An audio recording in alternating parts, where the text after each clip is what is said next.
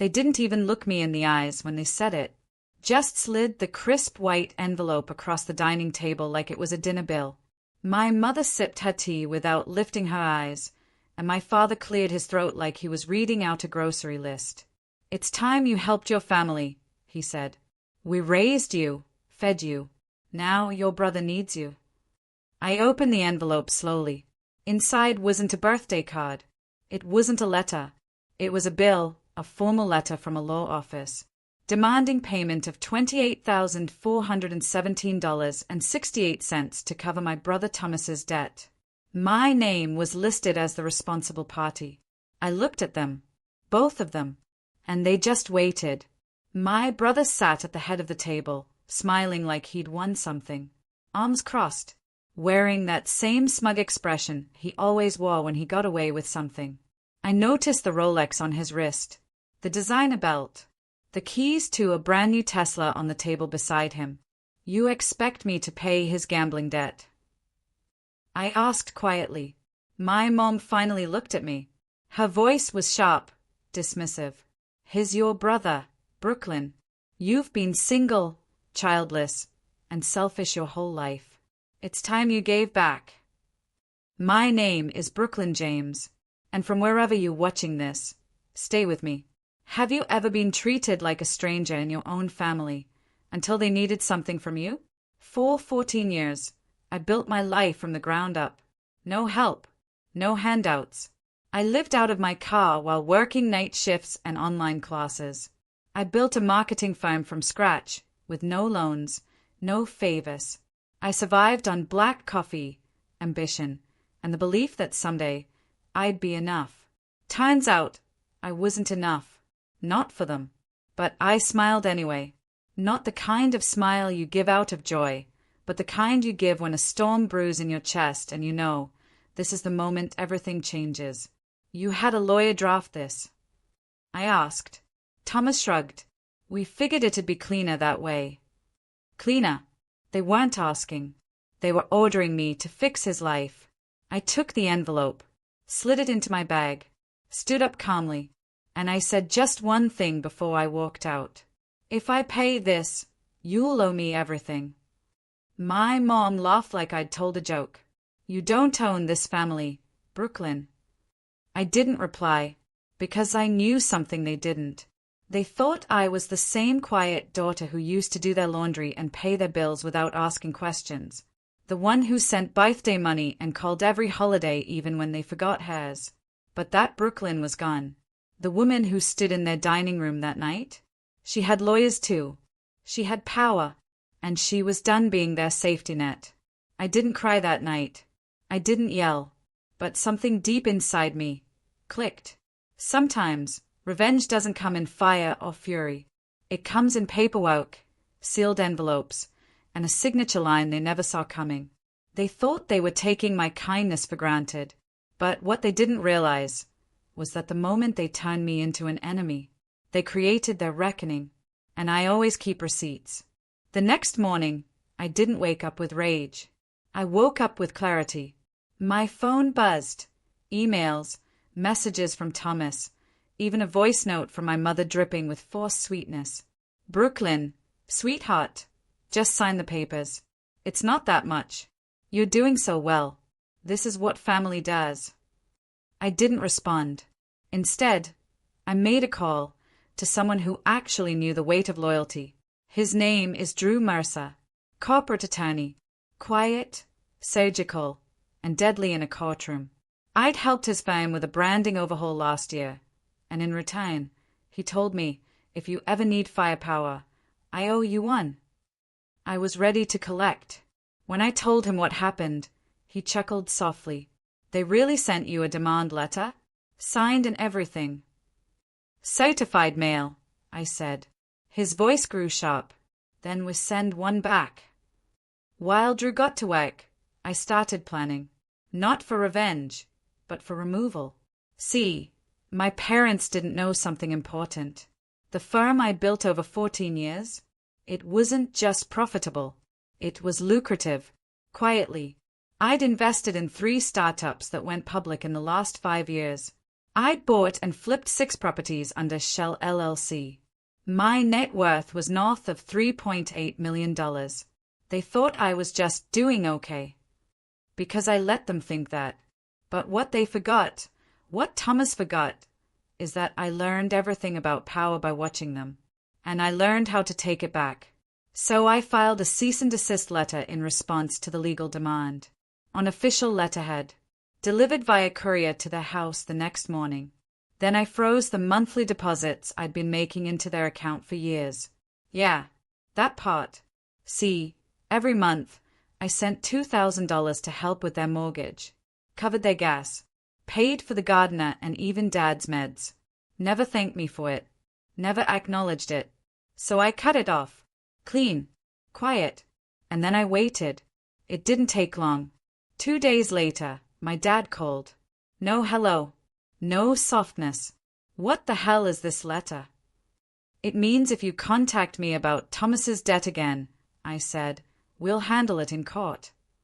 You're threatening your own family. I almost laughed. You sent a lawyer to me, Dad. Remember? Silence. Then, you think this makes you powerful? No, I said. This makes me free.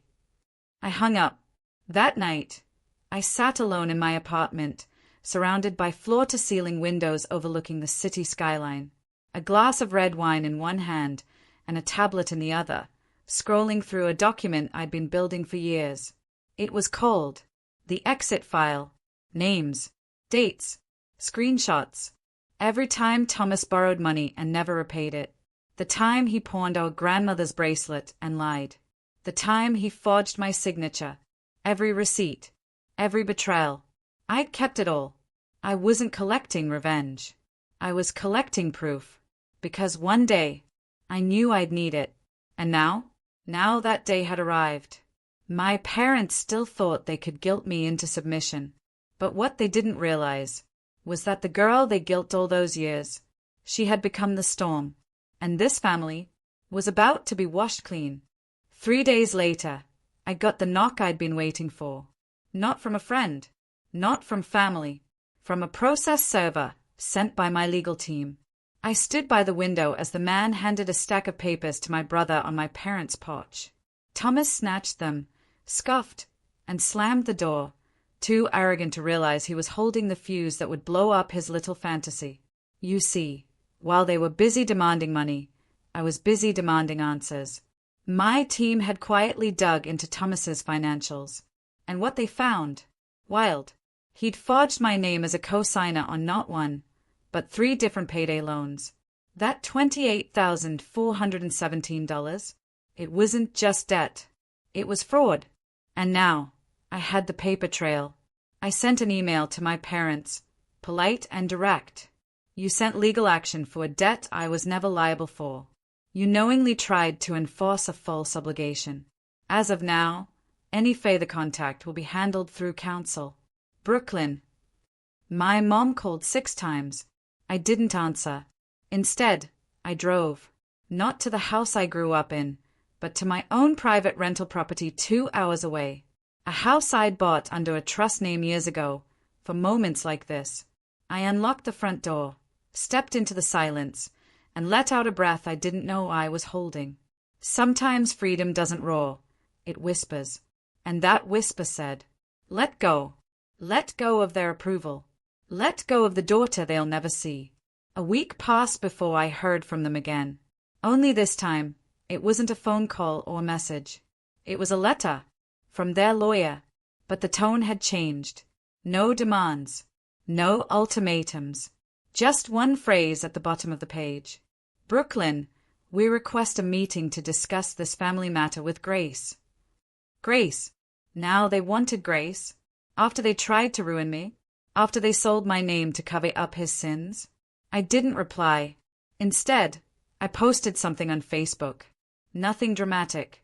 Just a photo of me in front of my office building, holding a coffee, smiling like the world hadn't just split in two. Caption.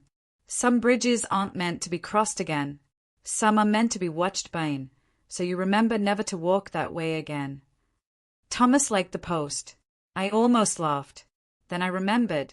He still didn't know what was coming. Because while I was collecting receipts, I'd also collected something else. Power of attorney. From our grandmother. Yeah, the same one whose jewelry he pawned years ago. She never forgot. And after I moved her into private care, she rewrote her will, quietly, thoroughly. She made me executor, which meant, in 2 months, when the estate closed, I'd control everything. The house, the accounts, the land. Thomas didn't know he was standing on a cliff made of secrets, and I held the wind. Sometimes the people who try to bury you forget that you're a seed, and my roots were about to break the whole damn ground.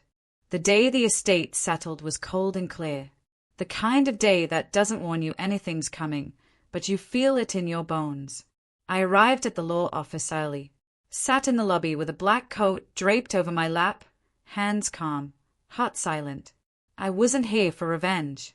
I was here for truth. The executor, a gentleman named Louis Carr, welcomed me in. He handed me a folder. Inside were the final documents. Signed, stamped, filed. Grandma had left everything in my name. And with it, a handwritten note I hadn't seen before.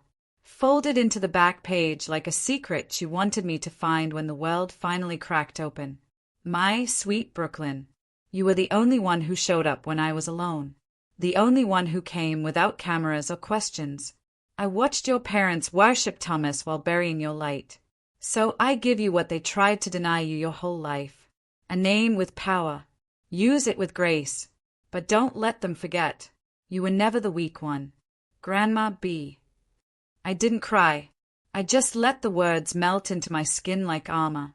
Outside, my parents were waiting with Thomas on the curb. They hadn't been invited in. I stepped out, envelope in hand. Thomas smiled like he was still ahead of the game. Guess the trust's finally done. Ho, he said, stretching like a man who expected keys and cash. I looked him dead in the eye. It's done, I said. And you're done with it. He blinked. What? My dad stepped forward. Brooklyn, this is family money. No, I said. This is my inheritance. Grandma made it very clear. My mom narrowed her eyes. You wouldn't dare keep it all. That's not how we raised you. I stepped closer, my voice a whisper. You didn't raise me. You tolerated me. You used me. But you never loved me unless I was useful. I handed them a copy of the will. Thomas flipped to the last page. His face dropped. No mention of his name. No mention of theirs. My mother's mouth fell open, stunned. My father's hand curled into fist. You can't do this, he whispered.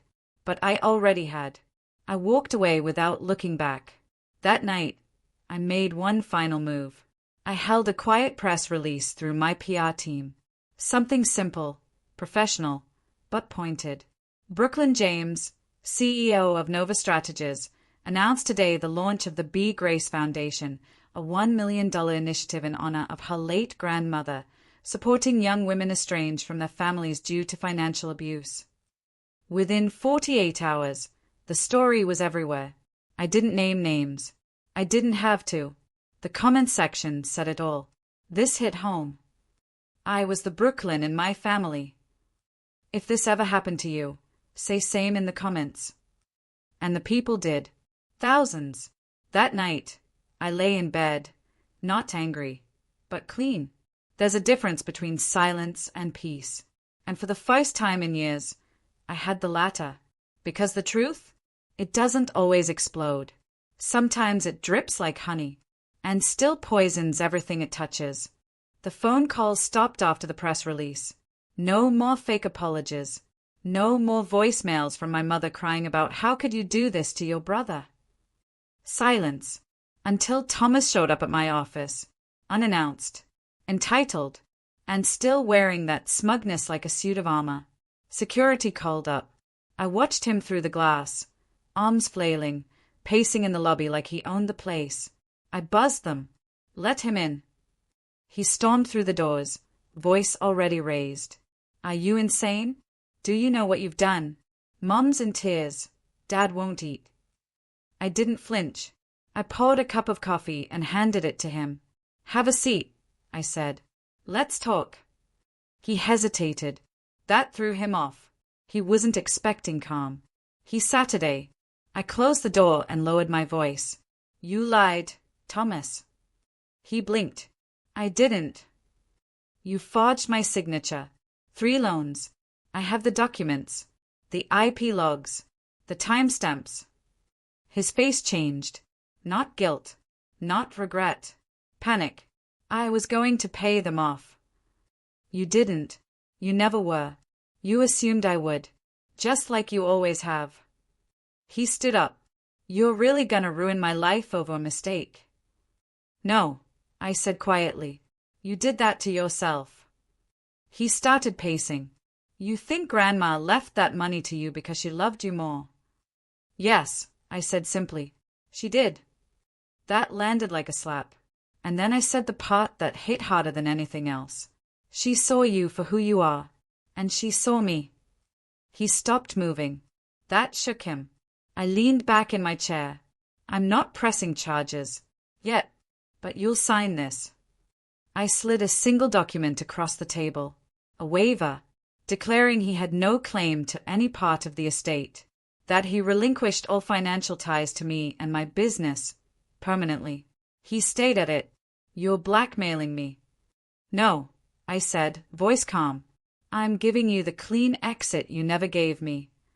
He signed, shakily, and for the first time, I think he knew what it felt like to be powerless. Before he left, he turned to me one last time. "They'll never forgive you for this." I looked him in the eye. "I stopped asking for forgiveness when I realized none of you were ever sorry." He walked out, and I watched him go. Later that week, I transferred $100,000 into a new account. Not for Thomas, for me, to launch something I'd been dreaming of for years, my own nonprofit consultancy, helping young women become financially independent, legally educated, and emotionally armored. Because if I could survive them, I could help others survive, too. Sometimes, healing comes when you stop knocking on closed doors and start building new ones. My family thought they could erase my worth, but they didn't realize I was the author of every page they tried to rewrite. 2 weeks later, I got the invitation. A thick ivory envelope, gold trim, cursive font so delicate it nearly apologized for existing. Celebration of Family and Legacy, hosted by Mr. and Mrs. James. I laughed. Of course they were throwing a party. A rebranding, really. That's what it was. I scanned the invite. The guest list was stacked. Donors, church friends, real estate investors. People who knew my parents as the godly power couple with perfect kids and Sunday smiles. And at the bottom, one last line. "With gratitude to our son, Thomas, for his resilience and service to this family." No mention of me. Not even a whisper. I didn't plan to go. Until I saw the venue. The Belridge Club. The same place they told me, years ago, I didn't belong because I wore a department store dress to a gala. I remember my mom whispering, "Next time, try not to embarrass us." I was 23, broke, working 2 jobs, and still trying to earn her approval. But now I owned the company that handled all their event marketing, which meant the Belridge Club was under contract with me. So I made one call. Just one. "Brooklyn," the venue director said cheerfully, "what can we do for you?" I smiled into the phone. "I need to revise the sponsor visuals and slideshow for the James event." The director paused. "Absolutely. Anything specific?" "Yes," I said. "Make sure the final slides honor the real benefactor of the James legacy." And I sent them the new deck. It included a timeline of the family's financial history, without names, photos of anonymous donors, quiet helpers, estate caretakers, and the final slide, a black screen, with white letters. Some families hide their diamonds, but eventually they shine on their own. I arrived late to the event, wearing a midnight blue gown with a neckline as sharp as my memory. I didn't walk in with a date. I walked in with dignity, Heads turned. Gasps followed. Even my father stood up. But my mother? She froze like glass. "Brooklyn," she breathed, as if I were a ghost. I leaned in. "I heard you're celebrating legacies," I whispered.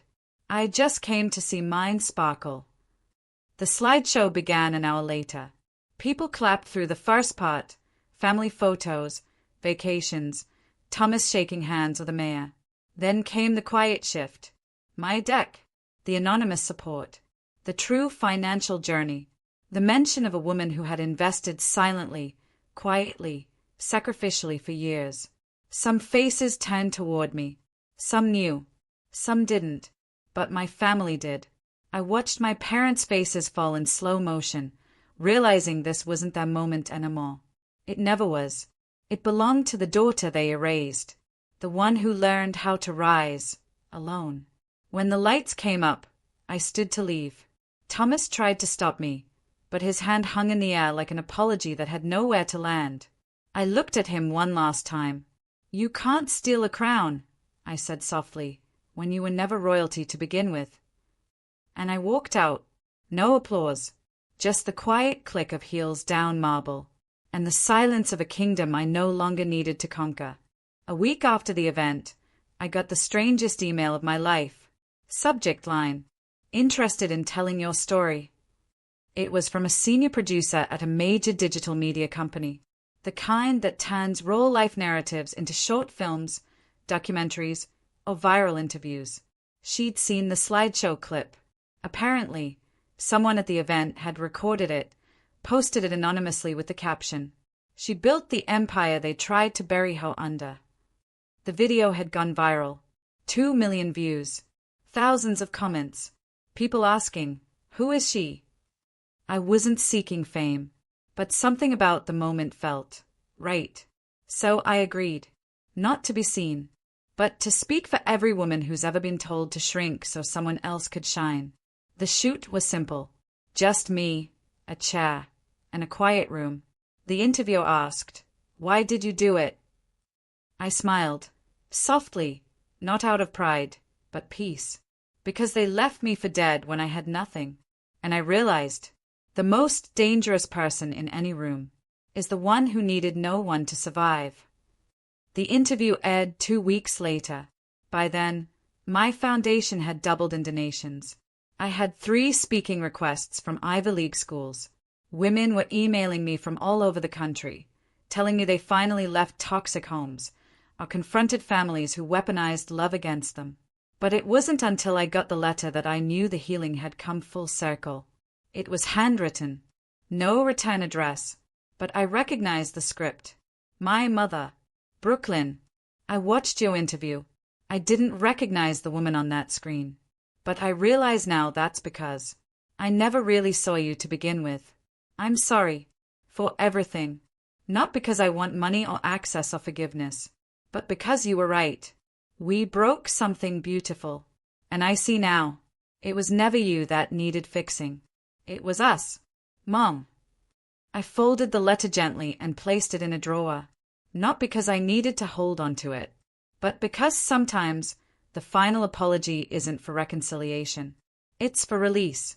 I didn't write back. I didn't call. Because closure doesn't always come with a hug or a reunion. Sometimes it arrives as a letter with no stamp and a weight lifted off your chest.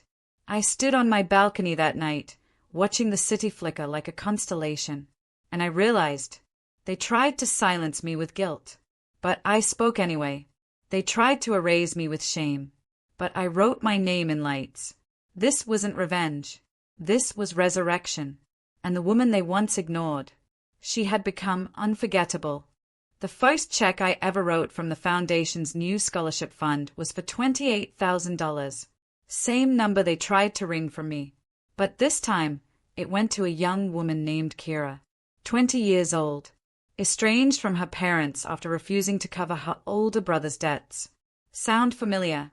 I met her at a small cafe downtown. She didn't know who I was, just that someone had anonymously sponsored her tuition and housing for 2 years. When I handed her the envelope, she opened it with trembling fingers and cried. "I thought no one saw me. she whispered. I did, I said. I see all of you.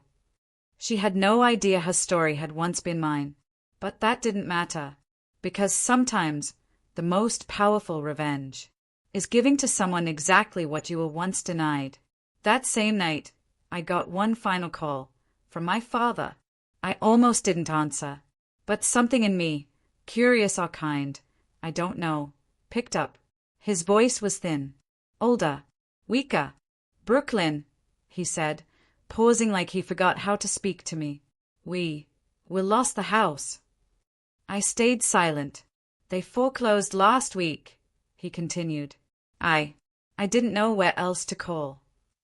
I could hear it in his voice, the fear, the same fear I'd felt years ago sleeping in my car, praying my brakes wouldn't give out on the freeway. And just like that, he understood. But this time, I didn't beg. I didn't offer solutions. Just silence. You have everything now, he said bitterly. You really won. I exhaled slowly. This was never a game, Dad, I replied. I just stopped playing yours.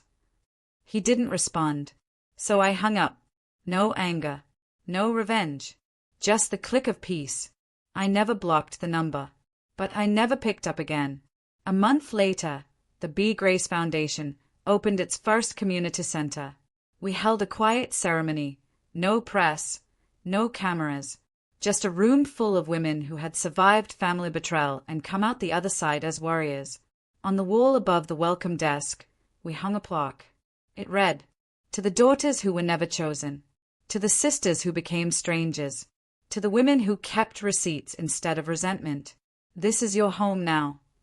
As I stood there, watching the sunlight pour through the window onto the floor, a strange calm washed over me.